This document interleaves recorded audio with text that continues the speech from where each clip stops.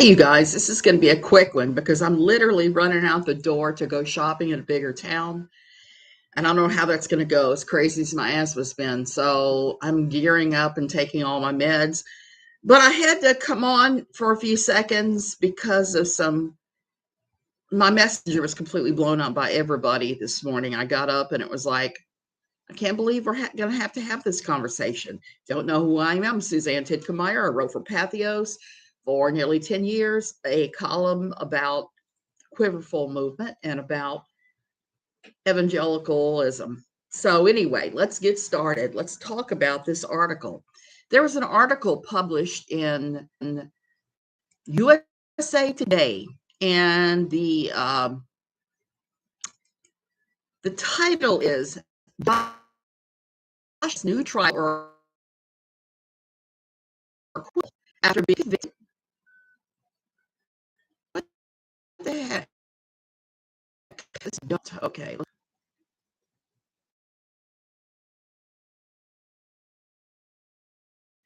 So that's the image of this thing going on right now. Why is this trial or acquittal after being convicted in the CP case? People reading this article are misunderstanding what it's saying. The article points out that there is not an official sentencing date. There's just not. And why? Because in federal court, it works a little bit different than state court. State court, hey, Gingerly, state court could sentence him, hey, Lisa, I'll have to do an upload because this is not working, obviously. Okay, you guys, let me try this again. Let's try it because this is not working. Can anybody else let me know? Are they buffering? I'm going to assume you're all buffering, and I'm going to probably just go ahead and do this off YouTube and upload it. Oh, it's good now? Okay. So many people are misreading the article. In federal court, you don't go to sentencing right away because they have to take sentencing guidelines. They have to take sentencing guidelines from the prosecutor. They have to look at what the defendant's lawyer is going to say. There's a lot of different things that go in, a lot of moving parts. They usually take some form of statements from the victim's family, from the families of the person convicted, and they look at all of that. So they look at all of that, and that's not an easy thing, and they want to give you every chance to have this fair trial and this fair sentence. So there's that. Now, Josh is certainly free to file for an acquittal or an overturn. That is his right as a U.S. citizen under U.S. law. He can file for that, and he can get that. A retrial, he has to be able to have some kind of actual grounds where he can prove that he didn't actually do whatever they're accusing him of doing. There's some reasonable doubt, or there's some prosecutorial misconduct, or something wasn't done right. I think he's going to have a hard time meeting that burden of proof to get a retrial. But this is routinely what guys do who've been convicted of various and sundry things. They turn around and they file for an acquittal. They say, oh, I didn't do it. I'm not that bad. Blah, blah, blah. And you're listening to, yeah. Well, then why did they catch you with this stuff? So he's trying to claim now that he did not know any of the performers in these videos and photos that he downloaded were underage. That's his newest strategy. We've seen him throw everything at the wall, trying to prove various things. Everything federal is extremely thorough, exactly, much more thorough than state court. So I'm not surprised there's not an exact date set for sentencing. Wow, wait a minute, why is this rocking? And they're going to be very thorough. They're going to make sure every loophole is closed. They're going to make sure there's no doubt whatsoever that that's what he did. For him to say he did not know the people in the videos were underage is just ridiculous, because one of the videos involves an 18-month-old baby. Now, I've seen actors and various corn, I'm going to call it corn like everybody else, who have looked underage, who were clearly not underage when you see them later with their makeup on. So, or different makeup on. So it's not inconceivable to think that somebody appearing in that sort of thing who looks underage might not be underage, but there is no faking an 18-month-old baby, not even with a little person. It just doesn't work. So that's doing. So calm down. Most of y'all I've not heard from, but like I heard from Cindy Kunzman, I heard from a number of people like, oh my God, Josh is not going to be convicted. Josh has already been convicted. Chances are likely he's not going to be able to overturn his conviction. And he will get some time for this. There's no doubt. And the judge can sentence him to the maximum, the minimum, whatever. I'm thinking the judge is going to go towards the maximum because of the fact that he has been nothing but problematic about this. He's refused to cooperate. He's thrown ridiculous defenses up. He's run his mouth in the press saying, no, no, no. How do the defenders sleep at night? I believe in justice, but some crimes are indefensible. Lisa, I absolutely agree. I don't think he'll get off. And it's indefensible. What he has done is so vile. And they have proof that it's him. He was in there looking at it, my understanding, when the feds came and raided his business, or within hours. So there's not a lot that you can do once and for him to kind of blame it on the Williams brothers or his own brothers, or somebody else that worked there that was the grandson of other famous fundies, is just ridiculous. I hope the judge gives him the maximum. Josh is an idiot. Yes. My only concern about this is if they don't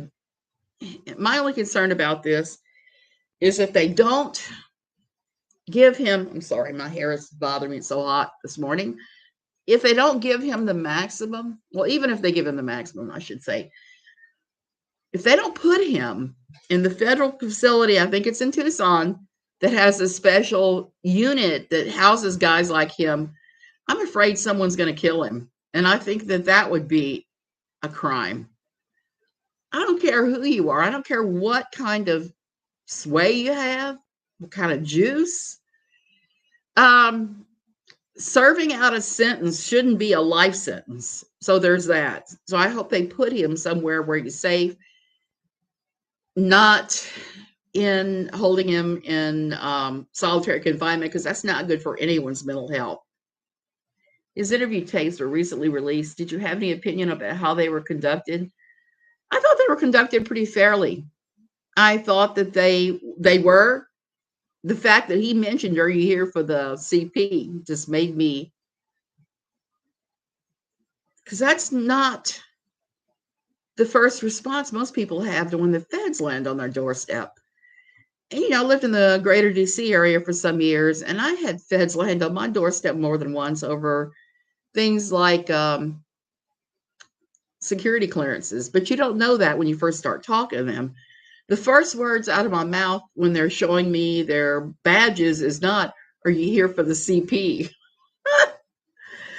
Not even when the agents from the Bureau of Tobacco, Firearms, and whatever showed up, the ATF showed up to talk about someone I knew that was involved in something pretty squishy. You don't know when they first show up what they're going to talk to you about. So for the fact that he said that, it's just crazy. And some of the other statements he made, he's guilty as homemade sin. I hate to say it, but he's there. And I want to see him be punished for this. And I would like to see there to be consequences for Michelle and Jim Bob, because they hid his problems for years. And the more you hide that kind of problems, the more it escalates. Like I said before, 1 minute you might be looking at ladies' ankles, the next minute find yourself watching something like what he watched. It's a sliding scale. You start small and you end up big. If you don't get help and get help of what's going on here, this is a direct result of purity culture, of the whole purity culture thing. When you have purity culture and you have somebody as a teenager who has somebody who's riding with us has come here. You're pushing this purity culture and you have a child that is preteen who's dealing with a flood of hormones. And the hell is my neighbor got? I'm sorry, everybody's distracting me this morning. You have this flood of hormones in various things. It's very normal to have these feelings, to be curious about this. I've talked enough times about the guy from our old church, the little 14-year-old kid that stood up and said that God had cured him of that. And I'm just going, you poor child, you need to be told that what you're feeling is normal for your age. So it isn't this crime so horrible, it would be the worst punishment. These kids are damaged forever. Lisa, I would hope so. Emily B. Baker discussed his sentencing. He probably won't get the max because we live in a sick, sad world. And there will already have been worse CP cases. She thought he'd get 10 to 12 years. I think 10 to 12 years minimum. I think that he'll get that. Just look at some other federal trials of some guys in this entire religion, this entire bad theology, like Jack Shope of First Hammond Baptist Church, who was sexually molesting a 16-year-old girl that he was supposed to be counseling because she'd had CA done to her before. So he did CA to her and he took her across state lines to do it, which makes it a violation of the Mann Act. He agreed to 10 years. He agreed to plead guilty to 10 years, to get 10 years. The federal judge looked at the recommendation from the prosecutor that said, hey, we made a deal with him. He pleads guilty. He gets him 10 years. And the judge said, no, I'm setting that aside. And they gave him like 13 years. They gave him more, not the top of the range, but more than what he tried to negotiate for.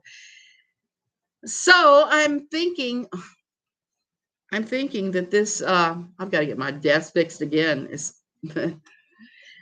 So I'm thinking he's going to get probably anywhere in the 10 to 15 year range mark, just because I've been covering this kind of stuff so long and I've seen the sentencing guidelines and ranges for what some other guys who've done equally crummy things have gotten.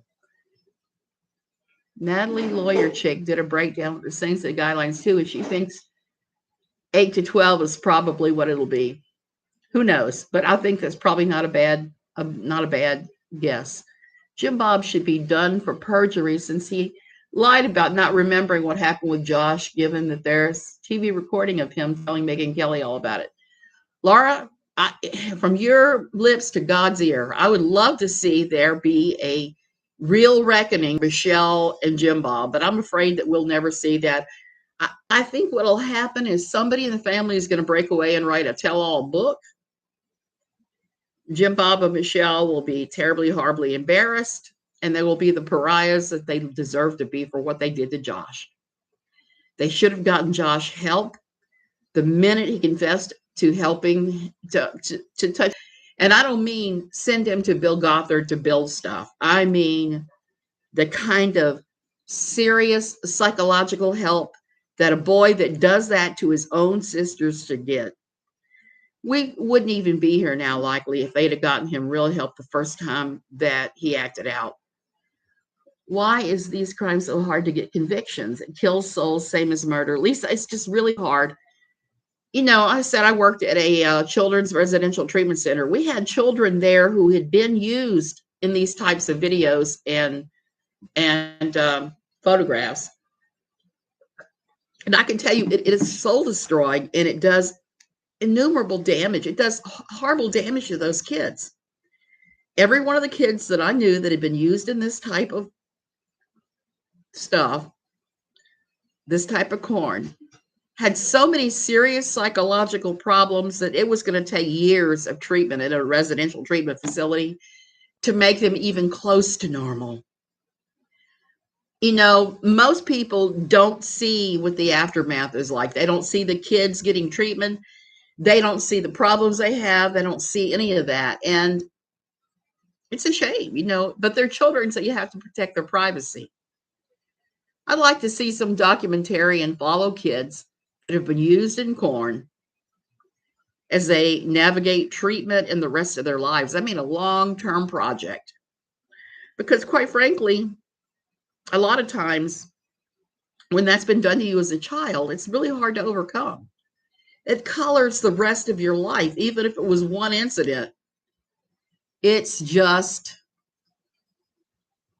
these new motions that are, but I'm seeing people that aren't very familiar with the court systems running around with like chickens with their heads cut off, saying, "Oh my God, he'll never go to jail."